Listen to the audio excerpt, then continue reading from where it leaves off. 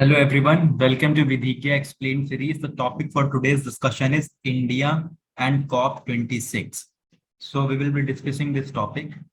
So the government recently highlighted its stand at the COP26. COP here is Conference of Parties. Conference of Parties of those parties which are member of United Nations Framework Convention on Climate Change, which was signed in the year 1992. So the government said the announcement to intensify India's climate action has the potential to bring investment and new technologies to support countries' transition to a clean and climate resilient economy. So now that is not important. What is important is that the government of India is articulated and put across the concerns of developing countries as 26th session of COP to the UNFCCC held recently in Glasgow, UK. So first thing you have to remember is that COP26 held in Glasgow, that is in UK. So this is first thing you have to remember. Now, second important fact is the United Nations Framework Convention on Climate Change, signed in 1992 at the UN conference at the UNCED, UN Conference on UNECD, UN Conference on Economic and Development, also known as this conference UNCED, UNED or UNCED, whatever you say, is also known as Earth Summit, or you can say Rio Summit or Rio Conference. Rio Conference. So you have to remember UNFCCC was signed in the year 1992, also known as Earth Summit, Rio Summit or Rio Conference. So this is first thing you have to remember. And then COP26 in Glasgow in United Kingdom. So in this, the government has highlighted that the challenges that the developing countries are facing because they do not have the adequate technology, high-end technology to transition from fossil fuel to renewable energy, and they also do not have enough funding. So this is one of the aspects that is highlighted by the government. So during COP26, India has made five declaration or five announcement, also known as Panchamrit. So that is important. You need to know about Panchamrit.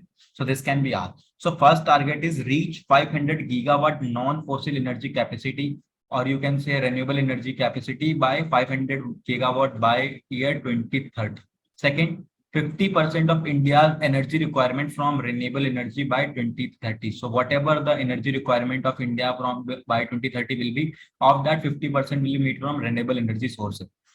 Third, reduction of total projected carbon emission by 1 billion ton from now to 2030. Fourth, reduction of the carbon intensity of economy by 40% by 2030 over 2005 level. So in comparison to 2005 level, by 2030, 45% carbon intensity reduction. And five, the most important, achieving the target of net zero emission by 2070.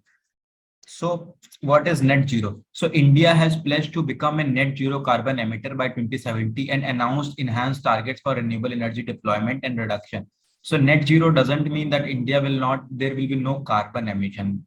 There will be no carbon. Rather, net zero means, for example, India emitted X amount of carbon, and at the same time, India has enough forest, or you can say carbon dioxide sink. So whatever the emission will be there, those emission will be captured by the sinks that are there. So this is what is known as net zero. So it's not like zero carbon emission. Rather, whatever there will be carbon emission, it will be absorbed or sinked in the carbon sink. So measures required to address the existing challenges. So in order to fulfill these goals by India, there are certain measures that are required. First, platform must adopt a renewable first approach. So platforms, different platforms. So industry must adopt a renewable first. They must focus on renewable sources. Second, renewable not only in terms of energy, rather in terms of usage of various products that they're recycling, reuse, reduce. So this is also because in the production of new product, the energy is required, and that can also, when that product will be reused or recycled, then less energy will be required, and therefore less carbon emission will be there. So this is first thing. Second, decarbonize emission intensive sector. Those sectors which are emission intensive, such as heavy industry like iron. Third, inclusion of local people. So local people know the better condition of their area, therefore involving those people in the conservation effort of the environment. Fourth, An ecosystem-based approach in implementing policy. An ecosystem is created where such renewable policies or such policies are implemented which helps in reducing carbon emission. For example, FAME India scheme. So what is FAME India? That faster adoption and manufacturing of electric vehicle scheme. So this is one. Another, we need more carbon sinks. So this carbon sinks, areas that store carbon like forest, oceans, and wetlands. So forest, oceans, and wetland, all these are carbon sinks. So we need more carbon sinks. So this is what is there. Now we'll discuss 5 questions. Question number 1, COP 26 held in which city? Your options: Paris, Glasgow, Hague, none of the above. So the correct option is Glasgow. Question number 2, COP 26 held in which country? Your option: India, UK, France, none of the above. Answer: UK. Question number 3, India's net zero emission target in which year? 2050, 60, 2070, none of the above. The correct option is 2070. Question number 4, by 2030, India aimed to achieve how many gigawatt energy from renewable sources? Your option are 400 gigawatt, 450 gigawatt, 500 gigawatt, none of the above. The correct option is 500 gigawatt. Question number 5, UNFCCC was signed in which year? 1982, 1992, 1990, none of the above.